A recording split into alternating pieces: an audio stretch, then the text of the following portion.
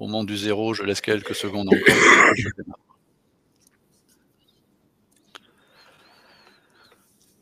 Bonjour à tous, bienvenue sur ce nouveau webinaire du programme EVE. Je suis Gilles Doat, responsable du programme EVE chez EcoCO2, l'un des porteurs de ce programme porté par l'ADEME que je présenterai juste après.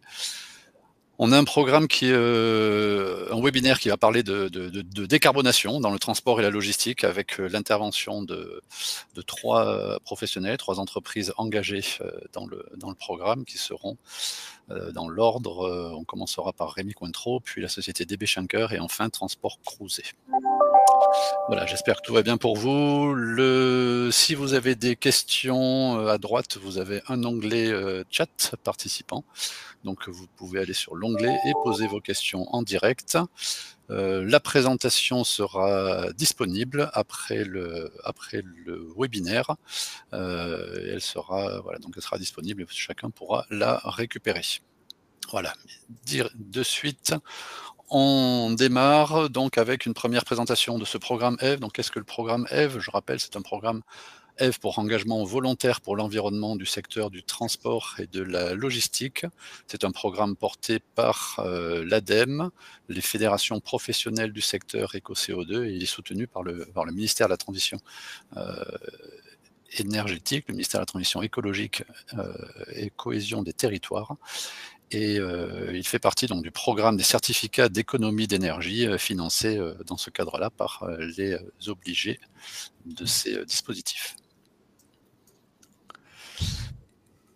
De quoi se compose ce programme? Il se compose de 3 dispositifs puisqu'il s'adresse à 3 grands types d'acteurs. Les premiers, ce sont les chargeurs avec le dispositif Fret 21. Ensuite, on a les transporteurs avec le dispositif Objectif CO2. Les transporteurs, c'est aussi bien transporteurs de marchandises que transporteurs de voyageurs. Et un troisième dispositif qui est le dispositif EVCOM pour les commissionnaires de transport. Je précise également que dans la catégorie transporteurs de marchandises, on inclut aussi les grossistes qui sont une part importante également de nos participants. Au cœur de ces dispositifs, j'y reviendrai un petit peu après, la plateforme d'échange de données environnementales qui permet donc, comme son nom l'indique, d'échanger les données environnementales. 2 démarches dans le programme EVE. La première est une démarche d'engagement continu, une démarche d'engagement volontaire, d'amélioration continue. Une démarche d'engagement volontaire, c'est-à-dire que les entreprises, dans chacun des dispositifs, font un état des lieux de leur situation en termes d'émissions de gaz à effet de serre et ensuite s'engagent à réduire leurs émissions de gaz à effet de serre. Donc elle s'engage sur un délai de 3 ans et pour être éligible à cet engagement, le minimum de réduction à prévoir est de 5%. La deuxième démarche est une démarche de performance énergétique avec le label. Le label donc est aujourd'hui éligible pour le dispositif Objectif CO2, donc aussi bien pour le transport de marchandises et transport de voyageurs, qui sera bientôt disponible d'ici la fin de l'année également pour les chargeurs, avec un label Fret 21. Le label reconnaît une performance, donc à la différence de l'engagement volontaire qui finalement ne tient pas compte de la situation actuelle. Chacun peut être à son niveau de performance, mais la démarche d'engagement permet de s'améliorer. Le label, lui, reconnaît sur une période, sur une année, reconnaît un niveau de performance, un bon niveau de performance par rapport à un référentiel européen.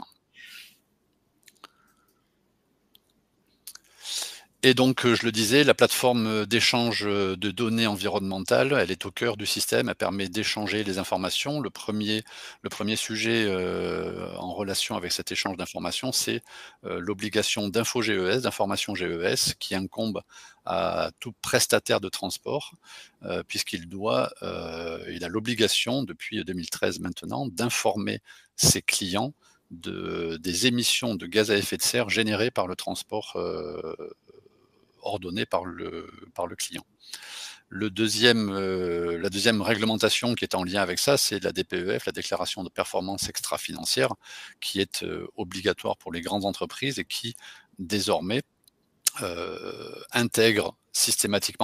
intégrer systématiquement les émissions liées au transport ainsi qu'un plan d'action. Donc une entreprise, je pense notamment aux chargeurs qui sont éligibles à la DPEF, ont tout intérêt à récupérer les informations, notamment via la plateforme d'échange de données, pour pouvoir intégrer dans leur déclaration.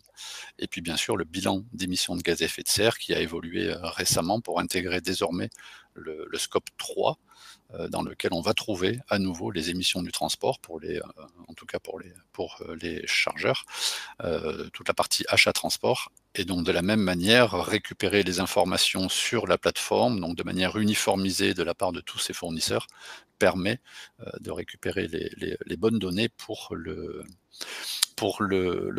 intégrer dans le bilan d'émissions de gaz à effet de serre. Voilà, très rapidement, voilà les bénéfices du programme. Donc on l'a vu, un bénéfice en termes de réglementation, puisque ça aide à respecter certaines réglementations que l'on a vues jusqu'à présent. On ne va pas y revenir dessus. Bien sûr, c'est un bénéfice environnemental, puisque le but est quand même de réduire les émissions de gaz à effet de serre et donc de travailler pour lutter contre le changement climatique, la pollution de l'air. Un bénéfice économique, chaque fois qu'on réduit les émissions de gaz à effet de serre, on s'aperçoit qu'on réduit aussi les coûts de l'entreprise. Souvent, ça permet aussi de fédérer tous les collaborateurs autour d'un projet commun. Donc un bénéfice managérial évident, et enfin un bénéfice commercial, puisque de plus en plus maintenant, on a les donneurs d'ordre, les collectivités dans les appels d'offres. Ce sont des sujets qui sont de plus en plus présents, et le programme EVE, qui est un programme soutenu par le gouvernement, est un programme officiel qui permet de valoriser ces actions, ces efforts en termes environnementaux sur le secteur du transport. Très rapidement, un bilan sur les 3 premières années, 3 années et demie, puisque ça a démarré fin 2018, du programme. À l'heure actuelle, toutes les entreprises engagées se sont engagées jusqu'à présent à réduire de près de 1,7 million de tonnes de CO2, et on a eu plus de 6 000 entreprises, près de 6 000 entreprises sensibilisées par nos partenaires, les organisations professionnelles. Alors, 1,7 million de tonnes de CO2, qu'est-ce que ça fait? Ça parle peut-être pas forcément beaucoup à tout le monde. Ça représente à peu près 550 millions de litres de gasoil, soit au coût actuel plus de 1 milliard d'euros d'économie. Donc c'est quand même quelque chose d'important. Et ça, par toutes les entreprises qui sont engagées depuis le début du programme, plus de 2000 entreprises qui sont engagées. Vous avez la répartition selon les transporteurs, les chargeurs ou les commissionnaires. Et ces 2000 entreprises qui se sont engagées, je disais tout à l'heure que le minimum pour rentrer dans la démarche, c'est de promettre 5% de réduction d'émissions de gaz à effet de serre. À l'heure actuelle, les 2000 entreprises engagées, en moyenne, s'engagent à réduire de plus de 11% leurs émissions de gaz à effet de serre. Or, 11% par rapport à leur périmètre global. Sur la deuxième démarche, on a donc, sur le programme EVE, on a pu labelliser 562 entreprises donc, qui ont obtenu le label. Il y en a encore qui sont prévus, bien sûr, sur les prochaines semaines et les prochains mois. Mais voilà, je terminais avec la présentation du programme. Je vais donc maintenant laisser la main aux entreprises qui sont engagées dans le programme, en commençant par Rémi Cointreau. Ces entreprises vont présenter leurs actions, les interactions qu'il y a avec les partenaires. Et donc, je vous laisse la main, Gabriel Pelat de Vildon. Bonjour, donc je suis Gabriel Pelat de Vildon, en charge des projets supply chain au sein de Rémi Cointreau. Donc je vais vous présenter notre roadmap, mais auparavant je vais vous présenter un peu le groupe pour ceux qui ne connaissent pas. Donc Rémi Cointreau, c'est un groupe familial qui est issu de la fusion de deux entreprises, Rémi Martin, plus spécialisé dans le cognac, et de l'entreprise Cointreau à Angers. Donc c'est une entreprise historique, puisque ses origines remontent à 1724. Et c'est une entreprise de vins et de spiritueux, avec une gamme assez large de produits, puisque ça va du cognac, du rhum, du whisky et du champagne. L'objectif de cette entreprise, la mission, c'est de produire des spiritueux d'exception et de devenir à terme le leader dans ce périmètre-là, autour de 3 valeurs essentielles qui sont le terroir, les hommes et le temps. En termes de chiffre d'affaires, c'est une entreprise qui fait 1,3 milliard d'euros de chiffre d'affaires pour 1900 employés. Et pour vous donner en plus des petits éléments par rapport aux actions qu'on a derrière, 50% de notre activité est fait en termes de vente sur la zone Amérique. On a 30% sur la zone Asie et Océanie et 20% sur la zone EMEA. Côté supply chain, donc on a une organisation centrée sur l'Europe avec 2 sites majeurs de production qui sont à Angers et à Cognac. Mais on a aussi une production sur l'île d'Ayla en Écosse pour du whisky aussi en France, du whisky français bio. On a du champagne Telmont. On a un site de production en Grèce, un à la Barbade et un aux États-Unis à Seattle. Mais la majorité de nos produits sont fabriqués en Europe et notre organisation logistique est axée autour de 2 dépôts. Un qui est au Havre qui concerne tout le grand export, donc essentiellement vers les États-Unis, mais aussi une grosse partie vers l'Asie et principalement la Chine. Et une autre plateforme qui est à côté de Reims, qui va s'occuper de tous les flux terrestres, essentiellement à destination de l'Europe et un petit bout de l'Asie. En termes d'émissions de CO2, donc bien sûr la supply chain fait partie du scope 3 qui dans le groupe représente 93% de nos émissions de CO2. La supply chain représente 15% de ces émissions, la grosse partie du scope 3 étant côté achat et approvisionnement puisque le verre est très consommateur d'énergie et donc de CO2. Sur ces 15%, la répartition, c'est 71% sur du transport terrestre, 26% sur du transport maritime, 3% sur du transport aérien et 0,4% sur du transport ferroviaire. Fort de ce constat-là, on a un objectif qui est d'atteindre tous le net zéro en 2050. On a, par des biais de compensation, déjà atteint la neutralité carbone sur le fiscal dernier, mais c'est que de la compensation. Maintenant, il faut mener des actions de fond pour pouvoir réduire nos émissions de CO2. Donc, la première action de réduction, c'est la diminution de nos fret aériens. Donc, c'est quelque chose qui est engagé de nombreuses années.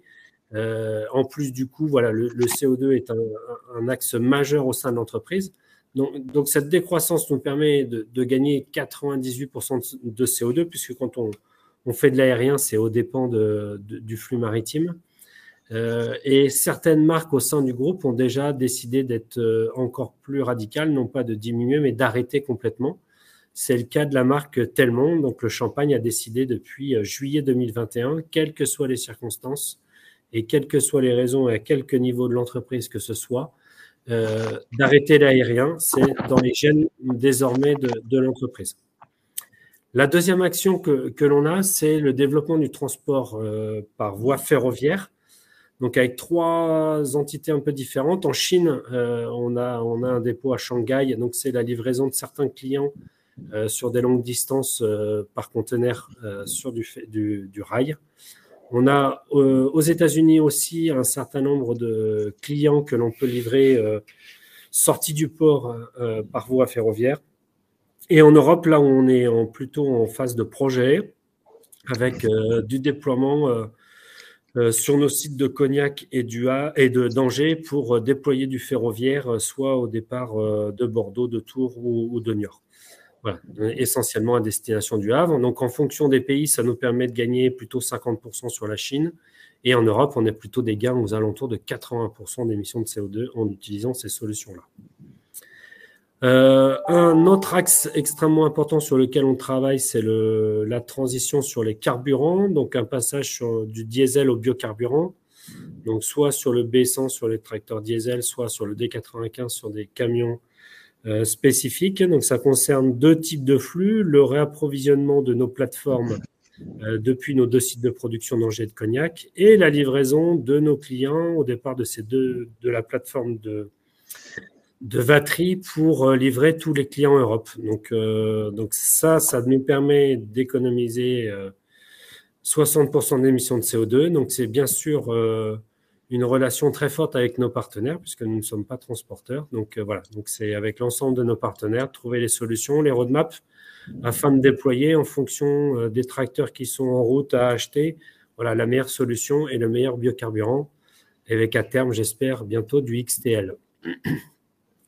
Ensuite, une des actions, ça concerne la partie déploiement sur la partie maritime, déploiement de la marine à voile. Donc nous sommes engagés auprès de Neoline pour un contrat entre 200 et 400 conteneurs à l'année au départ de France pour aller livrer les États-Unis, qui est un gros marché pour nous.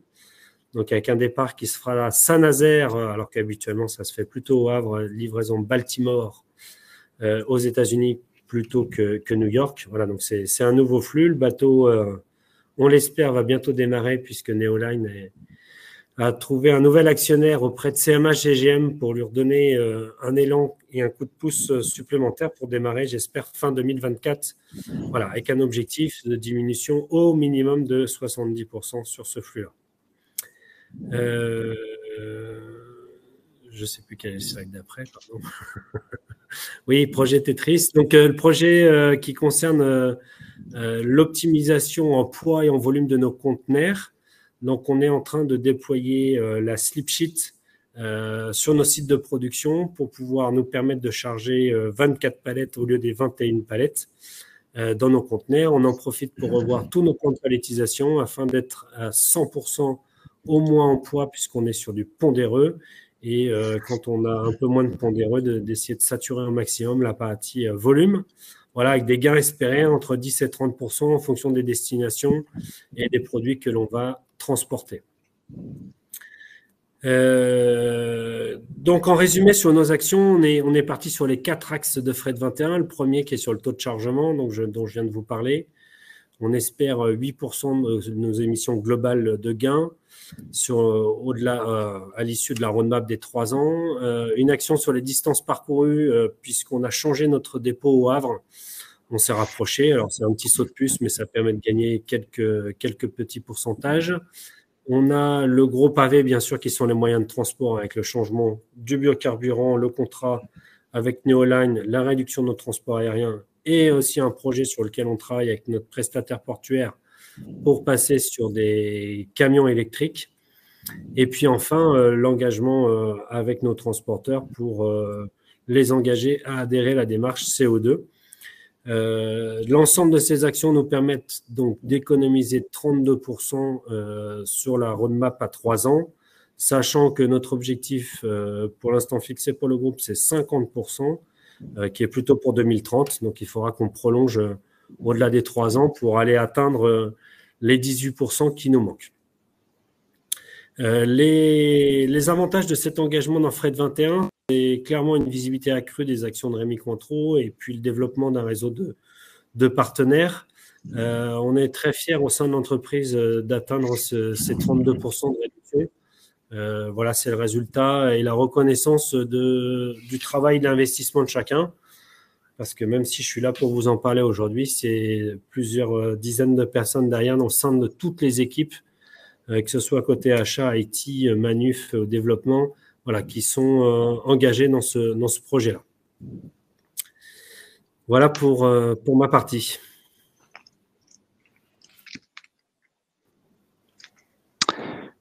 On t'entend pas, Gilles. On t'entend pas. Mais si excusez-moi. Oui. Merci beaucoup, Gabriel. Excusez-moi. Merci, Tariel aussi, de ce rappel. On voit que les grandes entreprises qui ont des volumes d'activité importants en termes de transport ont de fortes exigences. Je m'adresse donc du coup maintenant à Tariel. Quel est le rôle d'un commissionnaire de transport vis-à-vis de ses clients et est-ce que ce rôle s'étend également jusqu'à la prise en compte des enjeux environnementaux auprès de ses clients et de ses prestataires? Oui, merci de me laisser la parole et merci pour cet exposé de la part de Rémi Cointreau. Effectivement, ça donne une certaine suite.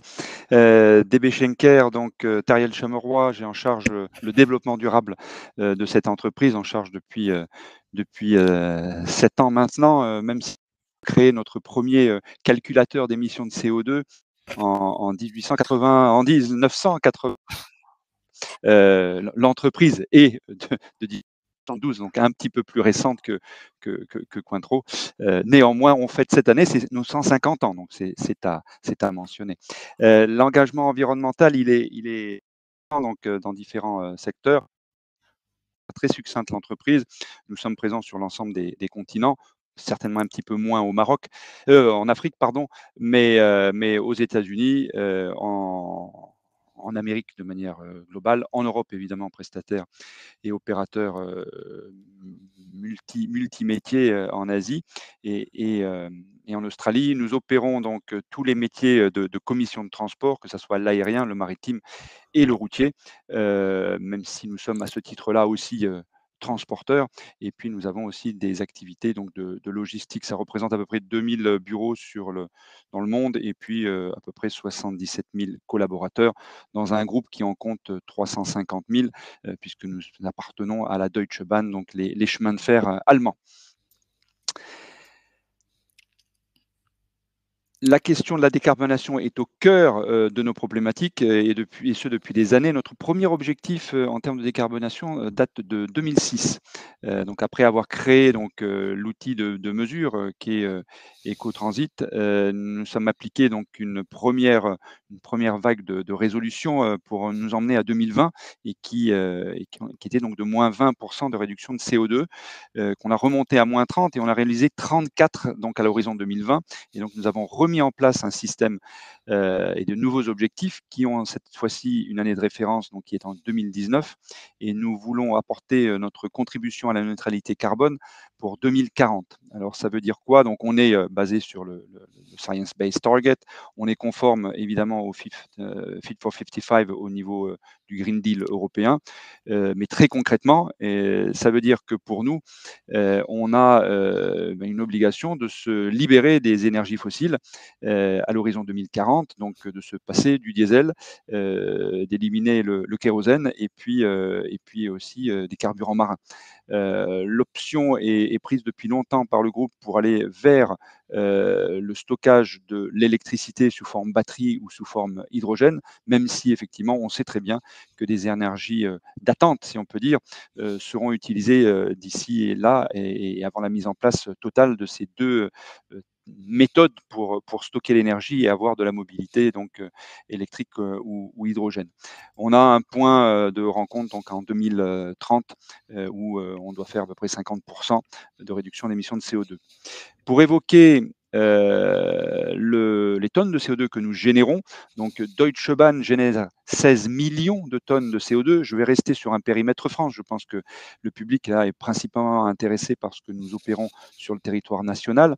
Et on voit là aussi très clairement que nos clients nous remettent finalement peu de fret aérien, mais avec les 900 grammes de 900 grammes de CO2 par tonne kilomètre, l'aérien pèse lourd dans notre bilan, tandis que la route, où nous opérons des volumes importants, pèse aussi lourd, donc 48%. Et celle-ci subdivisée entre l'activité d'affrètement, donc qui pèse 55% des émissions, l'activité des tractions pour relier nos plateformes pour le produit système, donc pour la messagerie, pèse pour 32. Et finalement, ce sur quoi on focalise bien souvent le plus, c'est-à-dire le dernier kilomètre, hein, les enlèvements et les livraisons, ne représentent que 13%, même si ce chiffre est important. Le maritime, lui, c'est le bon élève avec ses de 10 à 20 grammes de CO2 par tonne kilométrique, nous emmène avec ces 7% sur la partie globale.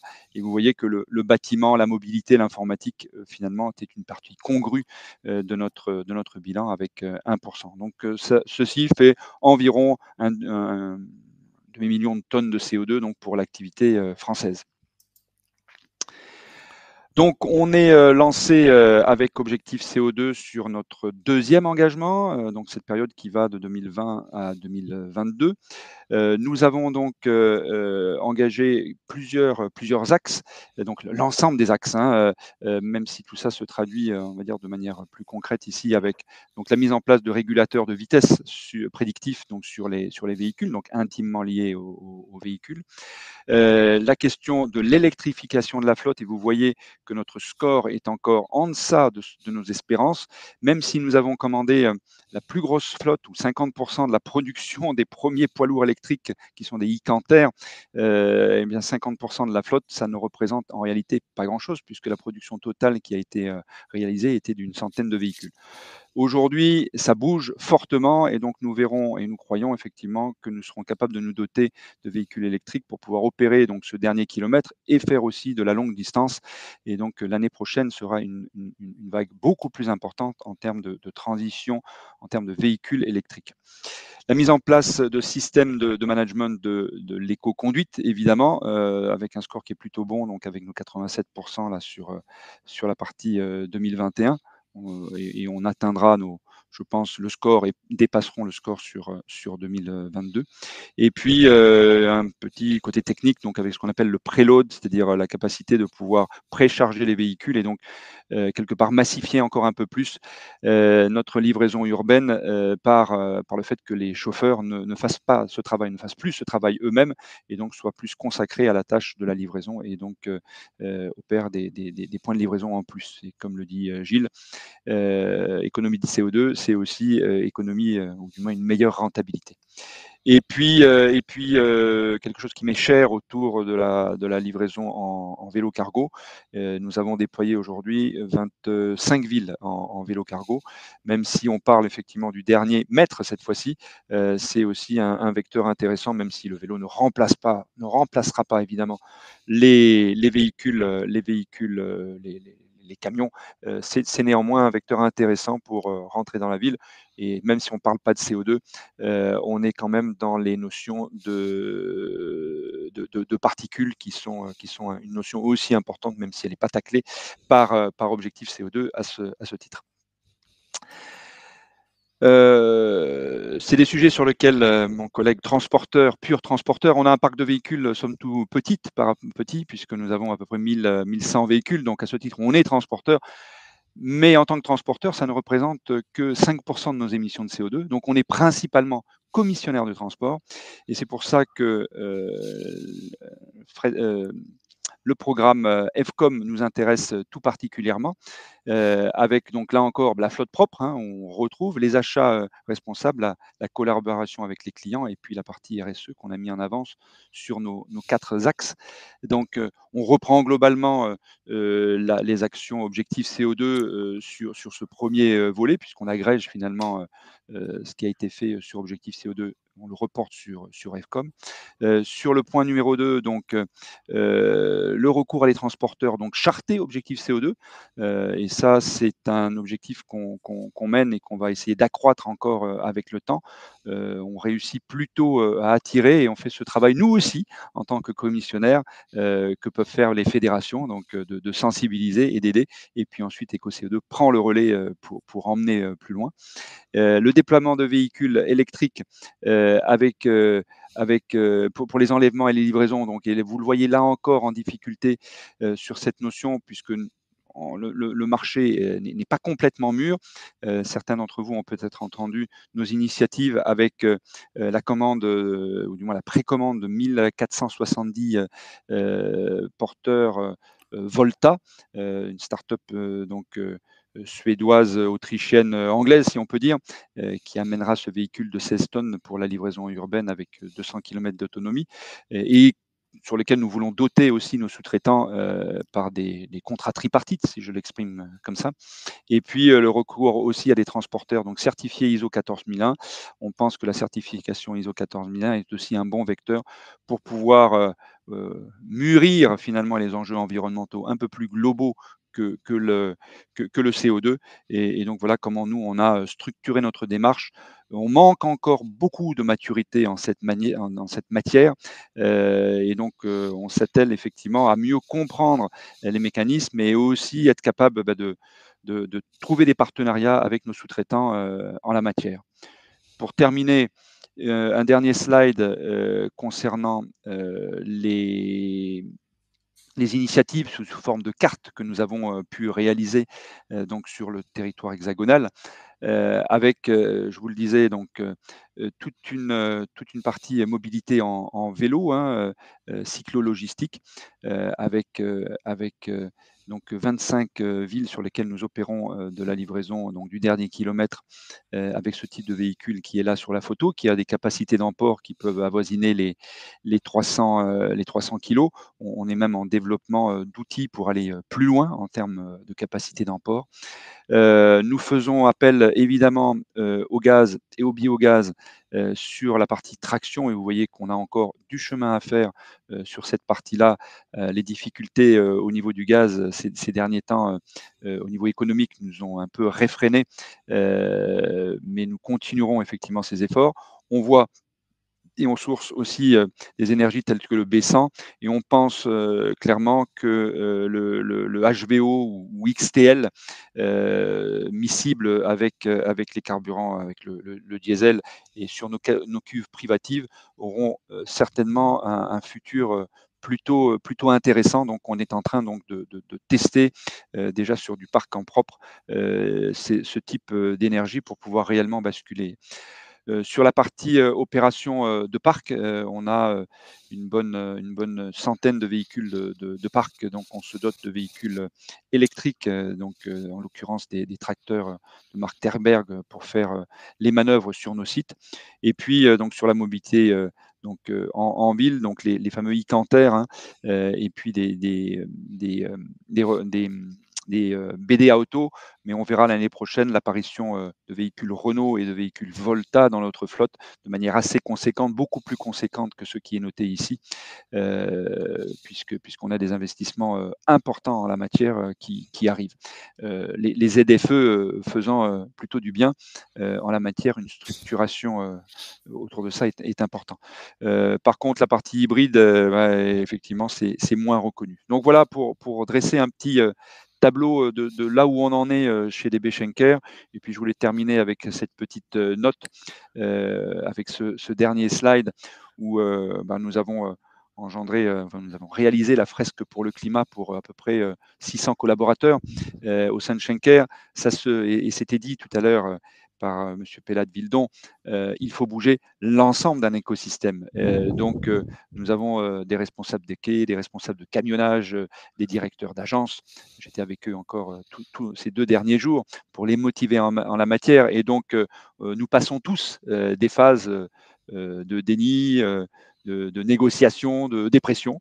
Et donc, voilà, chacun d'entre nous se situons dans cette phase. Donc, on porte effectivement avec l'ensemble de l'équipe Schenker France et mondiale du reste, toutes ces phases pour emmener les collaborateurs vers la phase de décision et d'intégration de ces enjeux. Et le sujet n'est pas mince. Voilà pour ma prise de parole. Merci.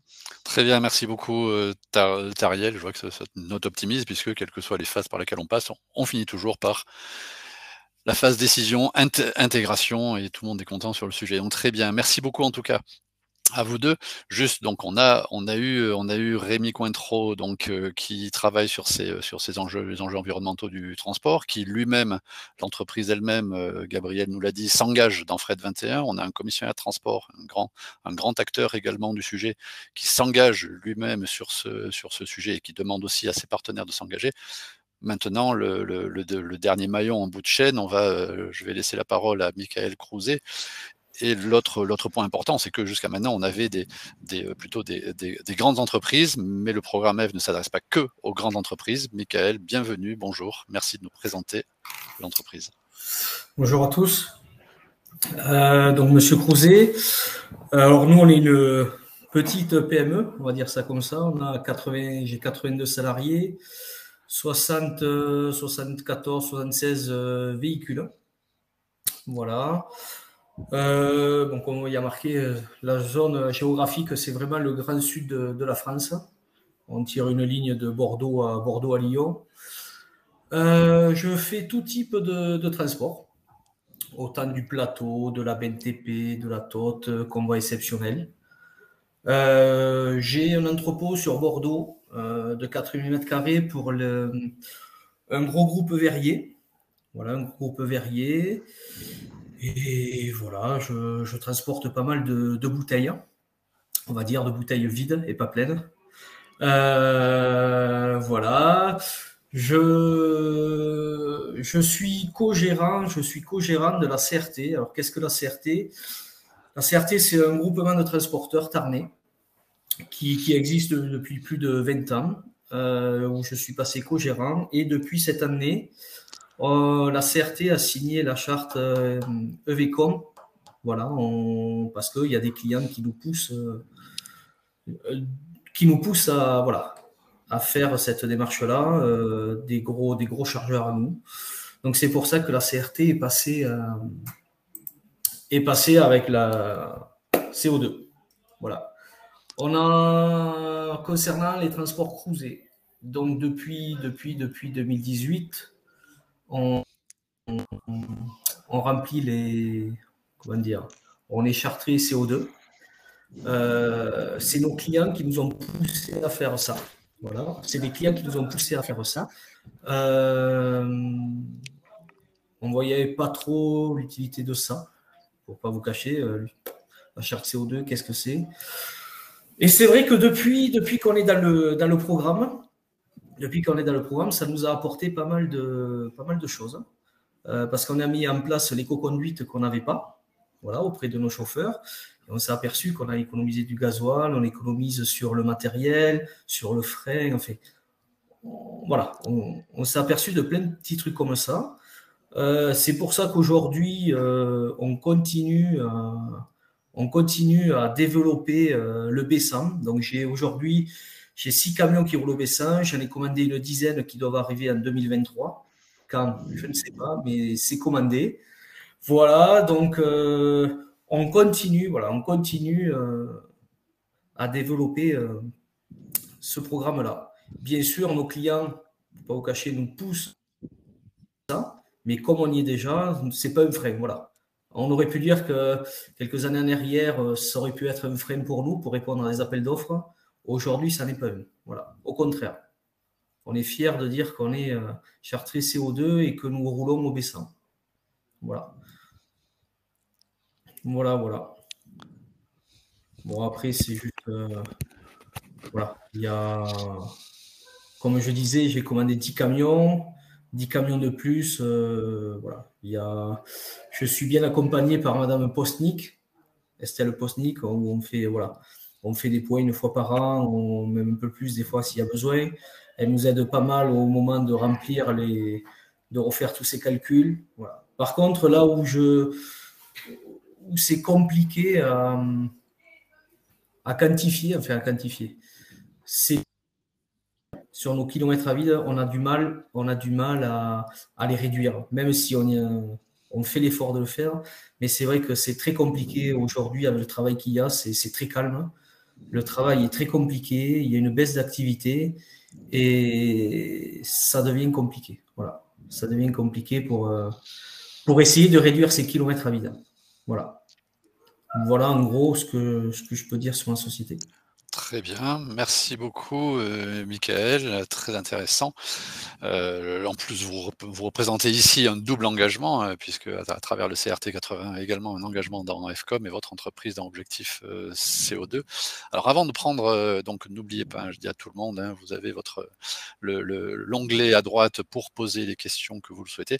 Avant de prendre les questions qui ont été posées, pour l'instant, je voudrais rebondir sur un point que Michael a soulevé, qui est de dire son engagement a été poussé, a été incité par ses clients. C'est vrai que ça fait de longues années aussi que je travaille sur ce sujet, et j'ai vraiment l'impression qu'aujourd'hui, contrairement à ce qui pouvait se passer auparavant, où on avait peut-être une personne dans l'entreprise, ça pouvait être le PDG, mais qui portait vraiment le sujet. Là, on a l'impression que c'est vraiment tout un écosystème qui s'intéresse à ces sujets environnementaux. Est-ce que vous confirmez ce point-là? Est-ce que, voilà, donc, Gabriel, par exemple, est-ce que le fait de se dire votre engagement, certes, vous engagez également vos prestataires, mais est-ce que c'est aussi une demande que vous remarquez de vos clients? Quels sont les liens là-dessus? Je crois qu'on ne vous entend pas. Gabriel. Pardon, j'avais coupé le micro. De notre côté, c'est clairement un engagement de la direction, au même titre que l'a expliqué, je ne suis pas rentré dans le détail, mais l'engagement de réduction des émissions de CO2, c'est inscrit dans les gènes de notre entreprise. Donc, ça fait déjà plus de 20 ans que c'est au cœur de ça, puisqu'on est aussi agriculteur dans notre entreprise, c'est-à-dire qu'on est les premiers à être impactés par le réchauffement climatique. On a des vignes en Cognac, on a des vignes en Champagne, on a des vignes... Ouais, il y a de la canne à sucre pour faire du rhum. Donc, je dirais qu'on est les premiers impactés par le réchauffement climatique. Et donc, depuis déjà très longtemps, on est dans cette démarche. Quant à nos clients finaux, ceux qui vont consommer du cognac en Chine ou aux USA, bon, je n'ai pas encore vu cette volonté de décarboner la supply chain. Voilà, non, nous, c'est vraiment intrinsèque à notre... je rappelle nos 3 valeurs, hein, c'est les hommes, le terroir et le temps. Et donc, nous, si l'entreprise est là depuis 300 ans, on fêtera les 300 ans bientôt, c'est parce que justement, on prend soin de la planète. Et donc, voilà, ça fait partie des gènes. Et donc, derrière, en effet, on pousse nos transporteurs, et c'est là où je vais rejoindre M. Crouzet, c'est que aujourd'hui, on sollicite tous nos transporteurs pour trouver des solutions pour décarboner. Très bien, merci Gabriel. Tariel, du côté du commissionnaire, je sais que DB Schenker aussi, ça lui tient à cœur, mais est-ce que l'écosystème est également engagé? Moi, ça fait. Je peux dire que ça s'accélère. Ça s'accélère. Je suis chez Schenker depuis près de 32 ans. J'ai commencé ma carrière en Suède. Et Tetra Laval, il y a 30 ans, nous posait déjà la question de savoir comment on fait est-ce que vous pouvez mettre en place des trains blocs et des wagons isolés. Mais j'étais en Suède dans un contexte unique. Ça fait 20 ans que je suis en France. Cette question-là, elle arrive là depuis, elle mûrit, et je pense qu'il y a une vraie accélération ces dernières années, et même, on va dire, post-Covid. Et de la part de nos chargeurs, on voit un vrai virage. C'est-à-dire que on a eu chez nous des gens qui étaient des ambassadeurs du sujet avant leur temps. Qui ont souvent plaidé la cause, il faut se préparer, qui n'étaient pas très écoutés. Et aujourd'hui, je pense qu'il y a une vraie accélération en la matière. Donc, je pense que c'est une bonne chose qu'il y ait une pression de la part de nos clients et que conjointement, dans un écosystème, on soit capable de faire évoluer les choses pour trouver les solutions ensemble. Très bien, merci. Merci bien. Alors, je vais prendre une question qui a été posée par les spectateurs. Quel est l'impact environnemental? Alors, je lis la question telle quelle, hein, Jadeco. Quel est l'impact environnemental des nouvelles énergies, des nouveaux véhicules, lesquels concurrencent avec les terres agricoles, notamment pour éventuellement l'alimentation? Un vaste sujet. Est-ce que l'un de vous a des points là-dessus? Je peux le dire en deux mots. Moi, ce que je sais, mais Schenker, on aura peut-être un peu plus d'infos, mais souvent on nous remonte cette information-là parce que le baissant est fait essentiellement à partir de colza. Il faut savoir que dans l'organisation agricole, notamment française, parce que le baissant est très déployé en France, hein, aujourd'hui, ça ne prend pas en compte, ça ne perturbe pas le reste de l'exploitation agricole. Donc, on a largement, ce que disent les producteurs, c'est qu'ils ont largement les surfaces pour pouvoir garantir, alors pas 100%, hein, bien sûr que non, mais une grosse partie aujourd'hui du transport de marchandises avec du baissant. Donc, quand on sera au moment de se poser les questions, il faut espérer qu'il y ait d'autres solutions comme de l'hydrogène ou de l'électricité qui auront permis de basculer une autre partie de l'autre partie du transport pour que la partie hydrocarbures issus des pays du Golfe n'existe plus sur notre territoire. Voilà. Bon, ça, c'est ma vision et c'est celle que j'ai récupérée auprès de nos fournisseurs. Je pense que je vais compléter, parce que je corrobore effectivement. On est rentré dans une ère où le couteau suisse du diesel n'existera plus. Donc on rentre dans ce qu'on appelle le mix énergétique et on est obligé d'explorer toutes les solutions. Effectivement, il y a concurrence entre la partie nutrition et la partie énergétique. On est encadré dans un cadre réglementaire français. Alors, j'ai plus tous les éléments, mais sauf erreur de ma part, on a un seuil à 9% d'utilisation des terres agricoles vers des destinations énergétiques. Chiffre à confirmer, mais bon, il y a un cadre réglementaire autour de ça. Effectivement, il faut parler d'analyse de cycle de vie et voir quelles sont les conséquences de l'utilisation d'un véhicule, d'une technique ou d'une autre, et qui fait la différence. Un élément central, c'est plus on l'utilise, plus longtemps on l'utilise, et plus on l'amortit, et plus l'analyse du cycle de vie est bon. Et donc, sur le principe, avec des véhicules hydrogène et batterie, on est sur des périodes beaucoup plus longues, beaucoup plus longues. L'usure des matériels fait que, on n'est plus dans la combustion, mais on évite les frottements, moins de pièces, etc. Et puis, ça ouvre aussi les perspectives de l'économie circulaire. C'est-à-dire que c'est la réutilisation des matériaux qui peuvent repartir dans les chaînes de production. Et donc tout ça est aussi à tenir en compte. Mais il est clair que la question sous-jacente, c'est la question des minéraux qui sont extraits pour pouvoir produire ce nouveau monde décarboné. Et c'est vrai aussi que l'être humain a été construit, ou du moins fonctionne avec l'agriculture depuis longtemps. Et donc l'agriculture n'est pas à sous-estimer aussi dans son utilisation de la surface plutôt que d'utilisation des sols. Donc oui, il y a beaucoup de questions. Je n'ai pas toutes les réponses, moi non plus, mais on est tous en train, à mon avis, d'apprendre. Et donc il faut être vigilant et pas mettre tous ses œufs dans le même panier. Je crois que c'est probablement une des grandes leçons qu'il faudra retirer parce que le tout pétrole disparaît. D'accord, merci. Michael, je vois que dans votre plan d'action, le déploiement du B100 a été inscrit et vous permet donc de belles économies de gaz à effet de serre aussi. Qu'est-ce qui a motivé cette demande de votre côté, ce souhait d'aller là-dedans? Est-ce que c'est uniquement purement environnemental ou Alors, non, pas du tout. Avant, non, mais je suis franc. Avant, mon père, alors j'ai repris la société depuis le mois de mars. Mon père était le gérant avant. C'est vrai que mon père, tout ça était loin de tout ça. Et à force d'écouter les clients, on dit oui, on le fera, mais on n'a jamais passé le cap. Et un jour, ils nous ont dit, ben voilà, il faut passer le cap, sinon on arrête de travailler avec vous. Voilà. C'était des clients historiques, donc on a dit on va quand même réfléchir. On s'est renseigné et voilà, de fil en aiguille, on a passé le cap, on a passé ce cap. Aujourd'hui, ça nous a apporté des choses positives. L'éco-conduite aux chauffeurs qu'on ne faisait pas avant. Des pneus basse consommation, on a réduit notre consommation de gasoil, enfin plein de trucs, quoi. Enfin, voilà, moi, je n'ai pas peur de dire, c'est nos clients qui nous ont poussé à être chartrés CO2, quoi. Voilà. Sinon, on ne l'aurait pas fait. Et c'est vrai qu'il y a des avantages à être chartré parce que on pose un cadre. J'y reviens, mais cette formation d'éco-conduite auprès des chauffeurs, tous mes chauffeurs à 100% sont formés éco-conduite. Je travaille avec, je ne sais pas si je peux les citer, mais avec CGI Formation, où tous les mois, voilà, il y a des chauffeurs qui passent. Enfin voilà, ça a apporté du bon.